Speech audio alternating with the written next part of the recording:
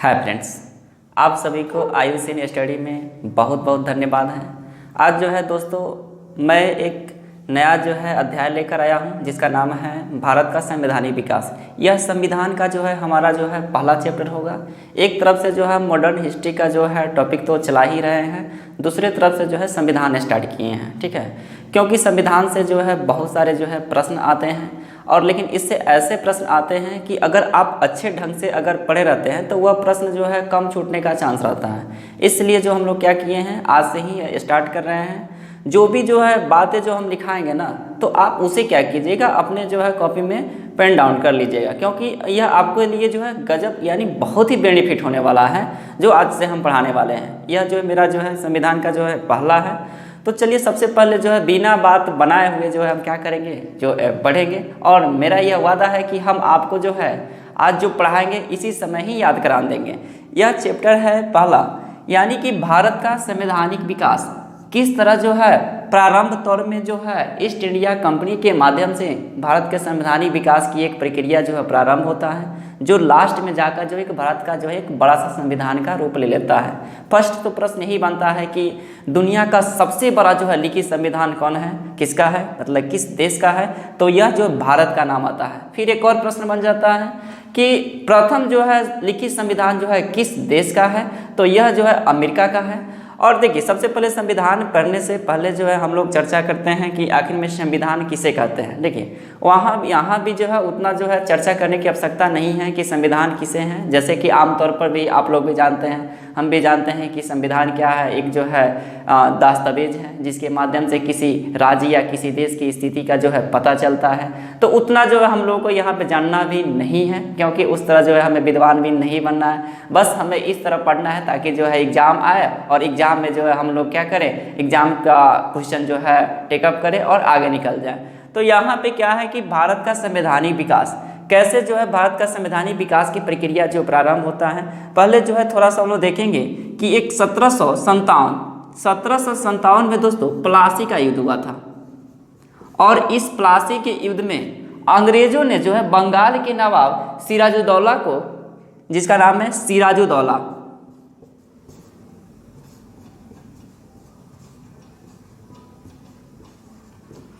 सिराजुद्दौला को जो पराजित कर देता है। और अंग्रेजी सेना का नेतृत्व करने वाले व्यक्ति कौन थे, तो उनका नाम है रॉबर्ट क्लाइव,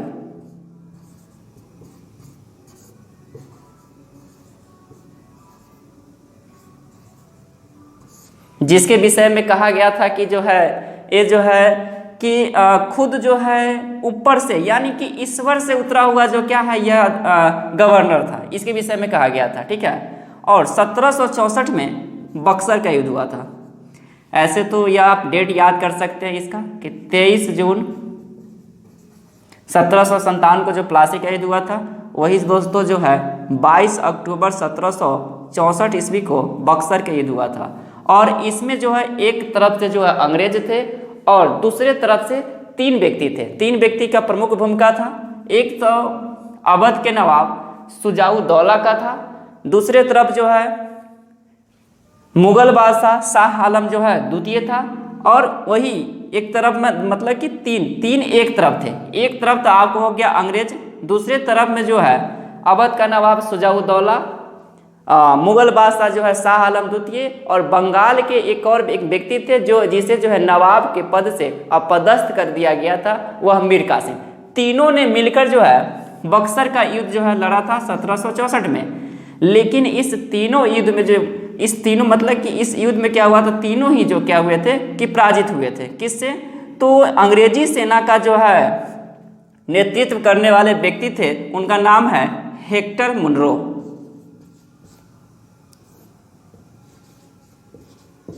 हेक्टर मुनरो। जब अंग्रेजों ने प्लासी का युद्ध और बक्सर का युद्ध जो जीत जाता है, तो भारत में अपना जो है अस्थायित्व जो है स्थापित करने के लिए जो है तरह तरह का जो है नियम जो है लाना स्टार्ट कर देता है। वही जो है भारतीय संविधान में क्या बन जाता है, एक संवैधानिक विकास की प्रक्रिया बन जाती है। जब इतना चीज़ जो है जीतने के बाद जो है लोगों का जो है यहाँ पे जो अंग्रेजों ने क्या किया, दमनकारी नीति अपना लिया। दमनकारी नीति जो अपनाया पहले जो है कंपनी के माध्यम से अपनाया गया, अब देखिए यहाँ पे हम लोग देखेंगे भारत के संवैधानिक विकास। भारत के संवैधानिक विकास के अंतर्गत 1773 के रेगुलेटिंग एक्ट से लेकर 1947 के भारत स्वतंत्रता अधिनियम तक का प्रावधान हम लोग देखेंगे। लगभग में यह जो है 2 वीडियो में बनेगा, क्योंकि 2 वीडियो बनाने के रीज़न है कि अगर मान लीजिए एक वीडियो में अगर पूरा को हम समाहित करेंगे तो ये कुछ ज़्यादा लंबा बन जाएगा, इसलिए जो है इसे जो है 2 पार्ट में जो है हम इसका जो है वीडियो लाएंगे। तो यहाँ पे होता क्या है, जब बक्सर के युद्ध और प्लासी के युद्ध जो जीतने के पश्चात जो है कंपनी यानी कि ईस्ट इंडिया कंपनी जो है मनमाने ढंग से यहाँ के लोगों से जो है उपहार लेने लग जाते हैं और ज़बरदस्ती जो है कोई भी जो है वस्तुएं जो है खरीदने लग जाते हैं। मतलब कि कितना भी महंगा वस्तु क्यों ना हो, उससे जो क्या करता था कि उससे जो ज़बरदस्ती जो ले लेता था। मान सपोज कर लीजिए कि अगर कोई वस्तु, अगर इंडियन कोई वस्तु जो है 10 रुपये है तो यह अंग्रेज कहता था कि आप मुझे जो है 5 रुपये दे दीजिए, 5 रुपये दे दीजिए। फिर क्या, अगर सपोज कीजिए कोई इंडियन व्यक्ति 5 रुपये अगर नहीं देना चाहता था तो उसके बाद क्या है, अंग्रेज जो है छीन लेता था। तो यहाँ पे इंडियन व्यक्ति यह सोचते थे कि 10 रुपये से भला जो है कुछ ना कुछ तो हमको आ रहा है, क्यों ना जो हम इसे जो है 5 रुपये दे दें। और यह वस्तु को जो है कंपनी क्या करती थी, यह वस्तु जो है खरीद कर वह इंग्लैंड पलायन कर देते थे और इंग्लैंड भेजने के बाद जो है उस वस्तु को जो है वह उच्च दाम पर बेचते थे, यानी कि उच्च दाम पर जो है बेच देते थे। अगर मान लीजिए कि 5 रुपये की वस्तु है और वहाँ पर जाके जो है 500 रुपये में बेच देते थे। और वहाँ के भी जो क्या होता था कि जनता जो है इस कंपनी से थोड़ा परेशान हो गया था, क्योंकि यह कंपनी का जो गठन जो है 31 दिसंबर 1600 ईस्वी को जो किया गया था तो एक शेयरधारक के रूप में किया गया था, क्योंकि वहाँ पे जो है आम नागरिकों का भी जो पैसा लगा हुआ था, इसलिए जो है अन्य व्यक्तियों को जो ये बातें जो अच्छा नहीं लग रहा था। तो इसलिए जो है वह ब्रिटिश संसद के पास क्या किया, जितने भी शेयर धारक थे सभी पहुंचे और बोला कि कंपनी को कैसे जो है अच्छा तरीका से किया जाए, इसके लिए जो है क्या होना चाहिए, कानून पारित होना चाहिए और उस कानून के पारित के माध्यम से ही कंपनी का जो है संपूर्ण जो है कार्यभार संभालना चाहिए। तो इसके लिए जो है सबसे पहले क्या हुआ कि ब्रिटिश संसद द्वारा जो है कंपनी पर जो है 1773 का रेगुलेटिंग एक्ट लाया गया। प्रश्न तो सबसे पहले ही बन जाता है कि ब्रिटिशों द्वारा लाया गया जो है पहला एक्ट क्या था, तो पहला एक्ट क्या है, 1773 का रेगुलेटिंग एक्ट। और इस एक्ट के माध्यम से क्या क्या जो है प्रावधान किया गया उसे हम लोग क्या करेंगे, देखेंगे। तो पहले जो है अब आप लोग लिखिएगा, पहला लिखिए यहाँ पे संविधान, क्योंकि हम लोग संविधान ही पढ़ रहे हैं और संविधान में हेडिंग डालिएगा भारत का संवैधानिक विकास। पहले आप लोग इतना लिख लीजिए।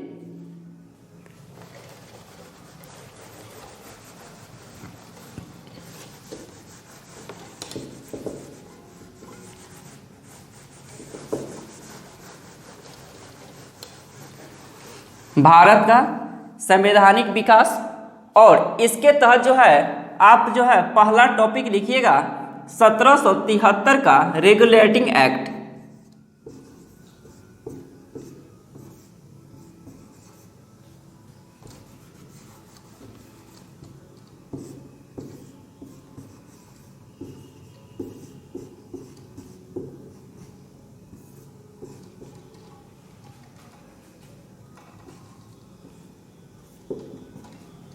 सत्रह सौ 1773 का रेगुलेटिंग एक्ट, और इसके अधीन जो क्या क्या प्रावधान है उसे जो है हम लोग पॉइंट वाइज लिखेंगे। तो पहला जो है आप लोग पॉइंट लिखिएगा कि कंपनी के व्यवस्था को, यानी कि ईस्ट इंडिया कंपनी के व्यवस्था को सुचारू रूप से संचालित करने के लिए, कंपनी की व्यवस्था को सुचारू रूप से संचालित करने के लिए ब्रिटिशों द्वारा लाया गया यह पहला एक्ट था। 1773 के विषय में कहा जा रहा है कि यह पहला एक्ट था। आइए उसके बाद नेक्स्ट पॉइंट लिखिएगा, इस एक्ट के तहत अब देखिए, इससे पहले क्या था कि पूरे भारत में, यानी कि पूरे भारत में अंग्रेजों ने क्या किया था कि बम्बई, मद्रास और कलकत्ता प्रेसिडेंसी के अधीन ही पूरे भारत पे जो है शासन करना जो स्टार्ट किया था।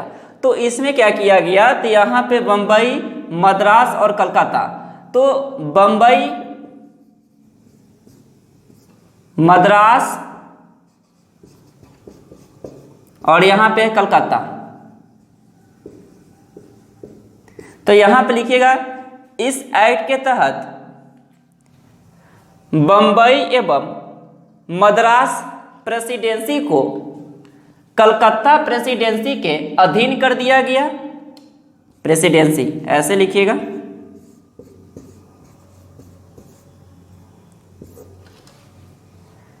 इस एक्ट के तहत बम्बई एवं मद्रास प्रेसिडेंसी को कलकत्ता के अधीन कर दिया गया। चलिए नेक्स्ट पॉइंट,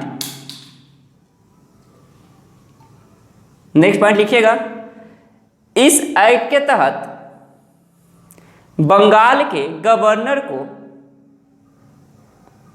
इस एक्ट के तहत बंगाल के गवर्नर को गवर्नर जनरल कहा गया।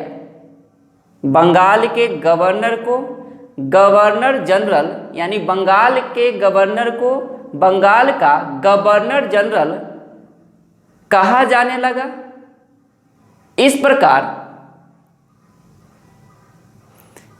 प्रकार बंगाल का प्रथम गवर्नर जनरल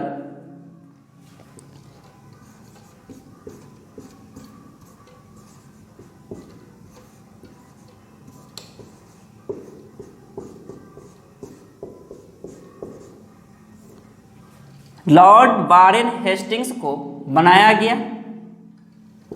बार बार यही प्रश्न पूछता है दोस्तों। एक तो प्रश्न यह बन गया कि बंगाल का प्रथम गवर्नर जनरल कौन है, तो बंगाल का प्रथम गवर्नर जनरल जो है लॉर्ड वारेन हेस्टिंग्स है। हम लोग गवर्नर जनरल भी पढ़ेंगे, जिस तरह मॉडर्न हिस्ट्री पढ़ रहे हैं तो मॉडर्न हिस्ट्री में भी जो हम लोग क्या पढ़ेंगे, वहाँ पे पढ़ेंगे गवर्नर जनरल के विषय में। बस यहाँ पे यही देखना है कि इस एक्ट के तहत क्या क्या प्रावधान किया गया, यह लिख लिए। उसके बाद लिखिएगा, इसके तहत गवर्नर जनरल की सहायता के लिए, इसके तहत गवर्नर जनरल की सहायता के लिए 4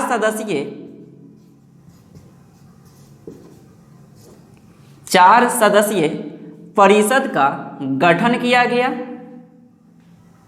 4 सदस्यीय परिषद का गठन किया गया, जिसका कार्य गवर्नर जनरल की सहायता करना था।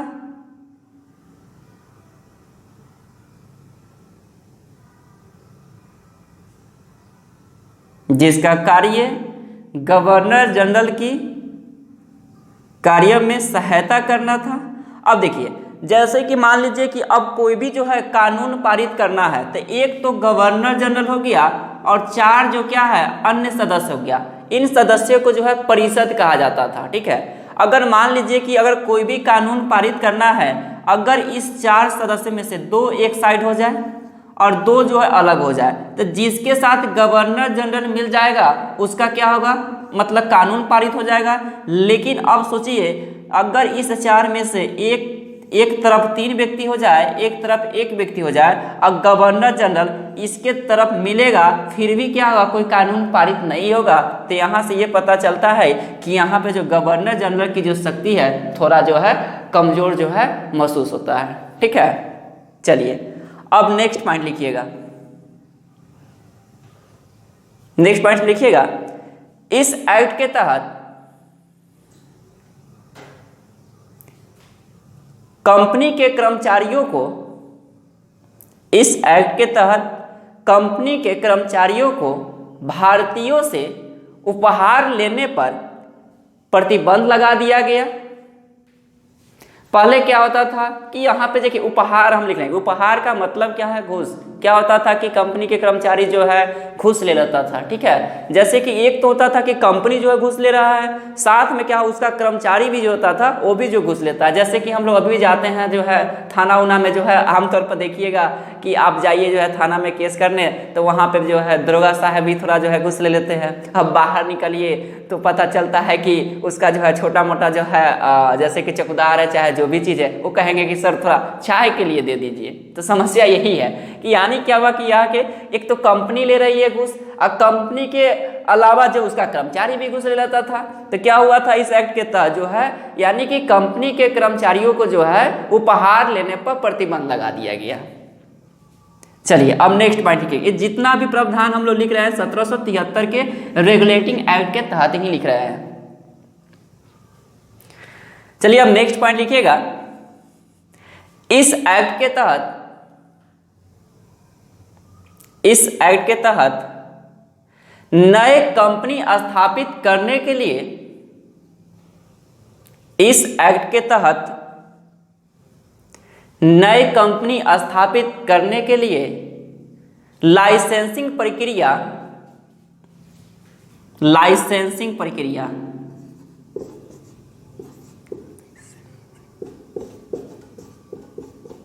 अनिवार्य कर दिया गया।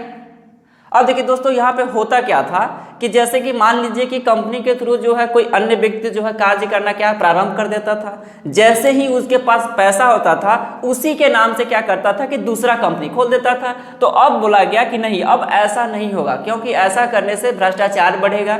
इस कारण जो अब कहा गया कि नहीं, जब तक किसी भी कंपनी को जो है लाइसेंसिंग नहीं दिया जाएगा वह दूसरा कंपनी जो है खोल नहीं सकता है।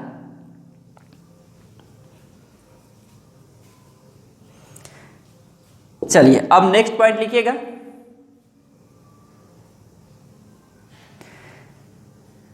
इस एक्ट के तहत 1774 में कलकत्ता में एक सर्वोच्च न्यायालय यानी कि सुप्रीम कोर्ट का गठन किया गया। जो आप अभी दिल्ली वाला समझ रहे हैं वो दिल्ली वाले का बात नहीं है, यहाँ पे क्या है कलकत्ता की बात हो रहा है। तो किस एक्ट के तहत? तो 1773 के रेगुलेटिंग एक्ट के तहत जो है कलकत्ता में जो है एक सर्वोच्च न्यायालय का गठन किया गया तथा इसके मुख्य न्यायाधीश के रूप में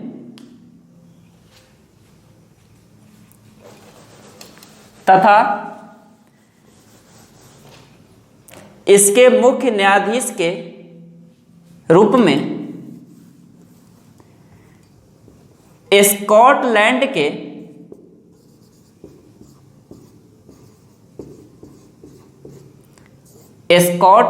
के अवकाश प्राप्त अधिकारी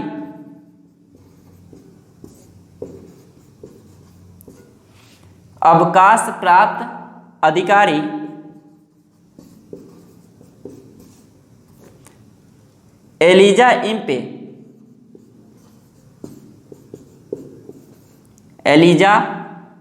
नहीं होता है,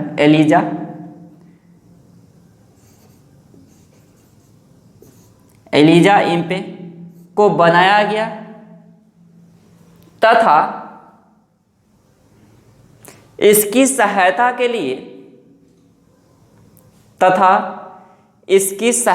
लिए 3 अन्य न्यायाधीश की नियुक्ति की गई।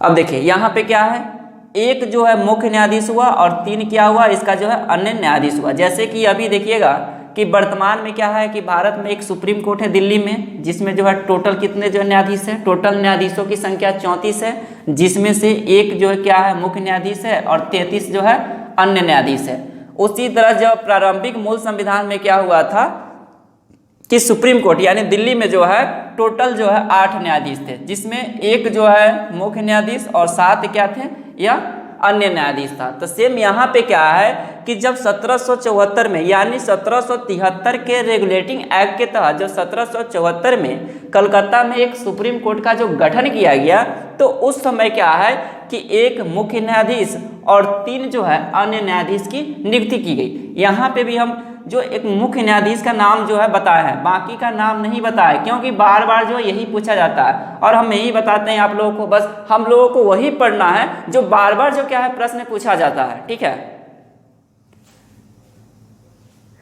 चलिए अब नेक्स्ट पॉइंट लिखिएगा। इस एक्ट के तहत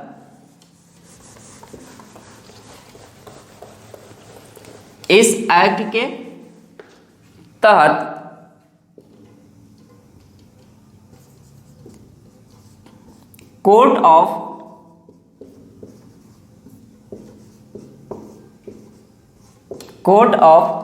proprietors, court of proprietors, proprietors का मतलब होता है निवेशक, का गठन किया गया। ये वैसे प्रोप्राइटर्स होते थे जो कंपनी में जो है पैसा जो अपना जो है लगाते थे। कोर्ट ऑफ प्रोप्राइटर्स का गठन किया गया। फिर नेक्स्ट पॉइंट लिखिएगा। इस एक्ट के तहत यानी कि 1773 का ही देख रहे हैं, इस एक्ट के तहत 24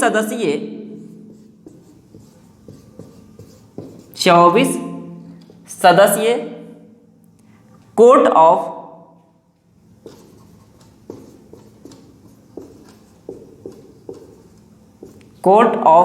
डायरेक्टर्स, कोर्ट ऑफ डायरेक्टर्स का गठन किया गया, जिसके माध्यम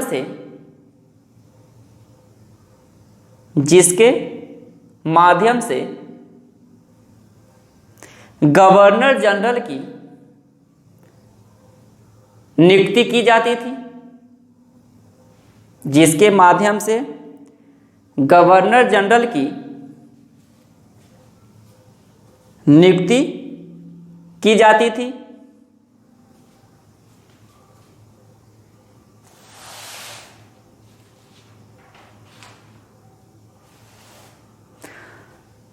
इसके अधीन जो है दोस्तों 1773 का रिलेटिंग एक्ट के तहत आपको अभी जितना हम पॉइंट लिखा है बस आपको जो है इतना ही ध्यान रखना है। इसके अलावा आपसे अभी कुछ नहीं पूछा जाएगा, ठीक है, बस आपको इतना ध्यान रखना है। इसमें है कुछ नहीं। पहला हम लोग ये देखे हैं कि यह ब्रिटिशों द्वारा जो है लाया गया क्या था, यह पहला एक्ट था। साथ में हम लोग देखे हैं कि मद्रास बम्बई प्रेसिडेंसी को कलकत्ता के प्रेसिडेंसी के अधीन कर दिया गया। फिर उसके बाद हम लोग ये देखे हैं कि जो है बंगाल के गवर्नर जनरल को जो है बंगाल के गवर्नर को गवर्नर जनरल कहा जाने लगा, और इस प्रकार जो है बंगाल का जो है प्रथम गवर्नर जनरल जो है वारेन हेस्टिंग्स बना। और वारेन हेस्टिंग्स की सहायता के लिए जो है 4 सदस्यीय जो है एक परिषद का गठन किया गया। साथ में एक और चीज़ बता देते हैं, और गवर्नर जनरल का जो है कार्यकाल जो है 5 वर्षों का जो है निर्धारण किया गया, ठीक है। फिर आइए उसके बाद में हम लोग ये देखे हैं कि कंपनी के कर्मचारियों को जो है भारतीयों से जो है उपहार लेने पर जो है प्रतिबंध लगा दिया गया। साथ में जो है हम लोग ये देखे हैं कि इसी एक्ट के माध्यम से क्या हुआ था कि कलकत्ता में 1774 में एक जो है सुप्रीम कोर्ट यानी कि सर्वोच्च न्यायालय का गठन किया गया, और जिसके तहत जो है मुख्य न्यायाधीश के रूप में जो है एक स्कॉटलैंड क्या है, एक जो है यूरोपियन देश है, ठीक है, वहाँ के जो है व्यक्ति थे जो प्रारंभ में जो है एक भारतीय जो है अधिकारी थे, जिसे जो है ब्रिटिश अधिकारी ही थे जो भारत में जो आके जो अधिकारी के रूप में जो है बने हुए थे, लेकिन रिटायर हो चुके थे। उसे जो है मुख्य जो न्यायाधीश बनाया गया था, उसकी सहायता के लिए 3 अन्य न्यायाधीशों की नियुक्ति की गई थी। साथ में जो है हम लोग ये देखे थे कि इस एक्ट के माध्यम से जो है कोर्ट ऑफ प्रोप्राइटर्स का भी गठन किया गया था, कोर्ट ऑफ डायरेक्टर्स का गठन किया गया। ये सारे प्रावधान जो है आपको जो याद रखना है, और जब भी सिंपल सी अभी लग रहा है कि आप लोगों को पक्का याद हो गया होगा। चलिए अब हम लोग लिखेंगे 1773 का तो हो गया, अब हम लोग लिखेंगे 1781 का सेटलमेंट एक्ट।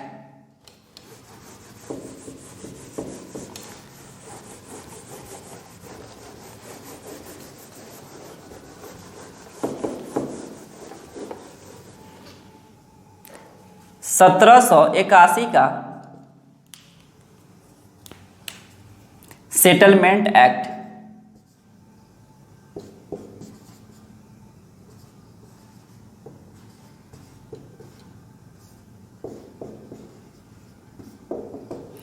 बस आपसे बार बार यही पूछा जाता है कि सेटलमेंट एक्ट कब लाया गया था। सेटलमेंट एक्ट जो है दोस्तों 1781 में लाया गया था। इसे लाने के पीछे एक ही रीजन क्या था कि जो 1773 के रेगुलेटिंग एक्ट के प्रावधानों में जो मतलब कि जो खामियां रह गई थी ना, उसी को सुधार के लिए क्या हुआ था, सेटलमेंट एक्ट लाया गया था। तो आप सिंपल से लिख सकते हैं, चलिए थोड़ा लिख लीजिए कि 1773 के रेगुलेटिंग एक्ट के 1773 के रेगुलेटिंग एक्ट के कमियों को दूर करने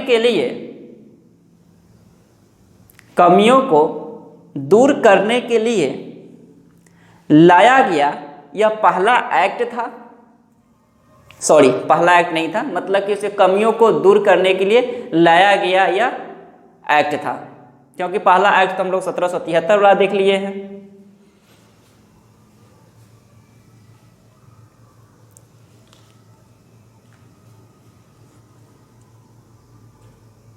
बस आपको जो है 1781 का सेटलमेंट एक्ट में इतना ही दिखना है। चलिए अब आप लोग नेक्स्ट लिखिएगा। नेक्स्ट 1784 का पिट्स इंडिया एक्ट। 1784 का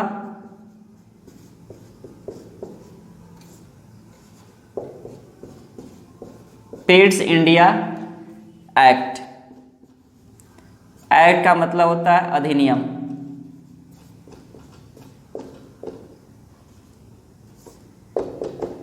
1784 का पिट्स इंडिया एक्ट या अधिनियम। चलिए इसके अंतर्गत लिखिएगा, इसमें जो है किया क्या गया था कि गवर्नर जनरल के परिषद में जो सदस्य थे, पहले कितना था, 4 था, उसमें क्या किया, 1 घटा दिया गया, यानी कि परिषद की संख्या कितना कर दिया गया, 4 से घटाकर जो है दोस्तों 3 कर दिया गया। अब अगर यहाँ पे 3 कर दिया गया, इसका मतलब ये हुआ कि गवर्नर जनरल की शक्ति में क्या होगा, वृद्धि होगा, क्योंकि गवर्नर जनरल की शक्ति में क्या होगा, वृद्धि होगा। जैसे कि हम लोग उस समय देखे थे कि कानून बनाने के लिए जो गवर्नर जनरल को जो है 2 की आवश्यकता होती थी, जिसके साथ गवर्नर जनरल जो है मिल जाते थे वह कानून बन जाता था। और जहां अगर 3 ऐसे व्यक्ति होते थे और एक साथ हो जाए तो यहाँ पे जो गवर्नर जनरल की शक्ति क्या होता था, कम पड़ जाता था। लेकिन यहाँ पे जो है गवर्नर जनरल के परिषद में जो है अगर सदस्यों की संख्या जो है 3 कर दिया गया, इससे तात्पर्य यह हुआ कि गवर्नर जनरल के पास अगर एक भी आ जाता है तो उसका जो है मान्यता जो है मिल जाएगा।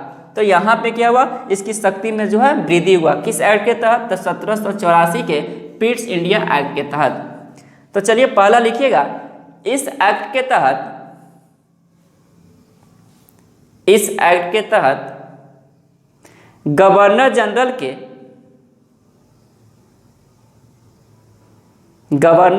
के परिषद के सदस्यों की संख्या में कमी आई, जहां 4 के स्थान पर उनकी संख्या 3 हो गई।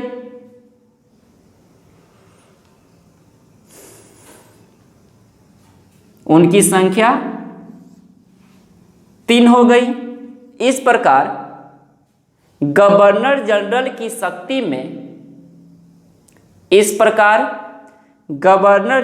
शक्ति में वृद्धि हुई।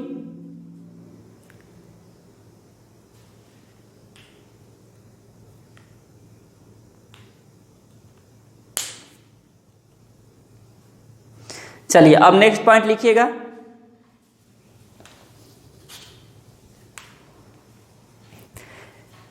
इस एक्ट के तहत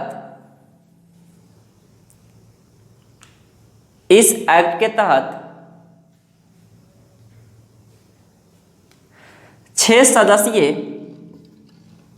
इस एक्ट के तहत 6 सदस्यीय एक अन्य संस्था के रूप में, एक अन्य संस्था के रूप में बोर्ड ऑफ कंट्रोल का गठन किया गया। बोर्ड ऑफ कंट्रोल का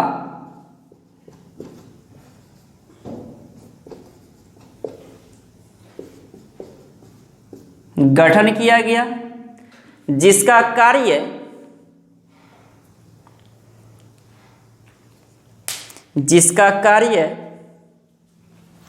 गवर्नर जनरल के शक्ति को, जिसका कार्य गवर्नर जनरल के शक्ति को नियंत्रित करना था, जिसका कार्य गवर्नर जनरल के शक्ति को नियंत्रित करना था। चलिए अब नेक्स्ट पॉइंट लिखिएगा, इसी एक्ट के तहत लिखिएगा, इस एक्ट के तहत राजनीतिक कार्य के कर्मचारियों को, इस एक्ट के तहत राजनीतिक कार्य के कर्मचारियों को व्यापारिक कार्य के कर्मचारियों से अलग रखने का निर्देश दिया गया। जैसे कि हम लोग जानते हैं कि अनुच्छेद 50 के तहत कार्यपालिका और न्यायपालिका का जो अलग अलग जो पृथक्करण का प्रावधान किया गया है, ताकि क्या हो सके, जो अपना भारतीय संविधान के अंतर्गत जो भी जो है प्रावधान किया गया है वो अच्छे तरीके से चल सके। तो यहाँ पे भी काम वही किया गया कि जो भी राजनीतिक कार्य के व्यापारी है उसे जो है कंपनी के व्यापारियों से क्या किया गया, जो है अलग रखने का निर्देश दिया गया। बस आपको जो क्या करना है, 1784 के पिट्स इंडिया एक्ट के अंतर्गत इतना जो है ध्यान रखना है।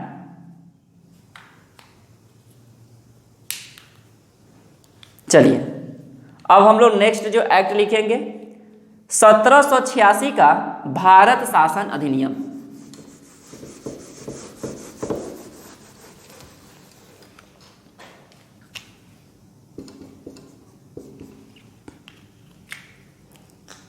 सत्रह सौ छियासी का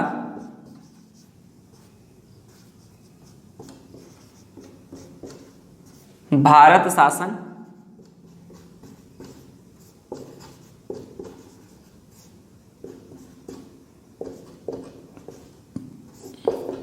देखिए, इस अधिनियम के तहत जो है गवर्नर जनरल के रूप में कार्नवालिस आ जाता है, लेकिन हम लोग यहाँ जो है गवर्नर जनरल देखेंगे नहीं।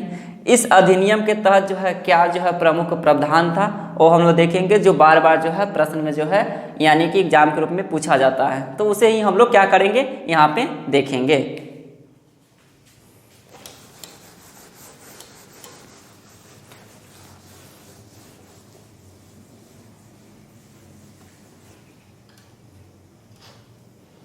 चलिए पहला पॉइंट लिखिएगा, इस एक्ट के तहत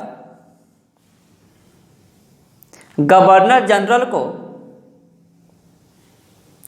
इस एक्ट के तहत गवर्नर जनरल को सेना का प्रमुख बना दिया गया, अर्थात सेनापति बना दिया गया। एक तो क्या है वो गवर्नर जनरल के रूप में काम कर रहा है, दूसरा क्या किया गया कि सेना का भी जो उसे जो क्या किया गया प्रमुख बना दिया गया। तो ठीक है, तो लिखिए इस एक्ट के तहत गवर्नर जनरल को सेना का प्रमुख बना दिया गया, अर्थात सेनापति। आप ये भी लिख सकते हैं, इस एक्ट के तहत बंगाल का गवर्नर जनरल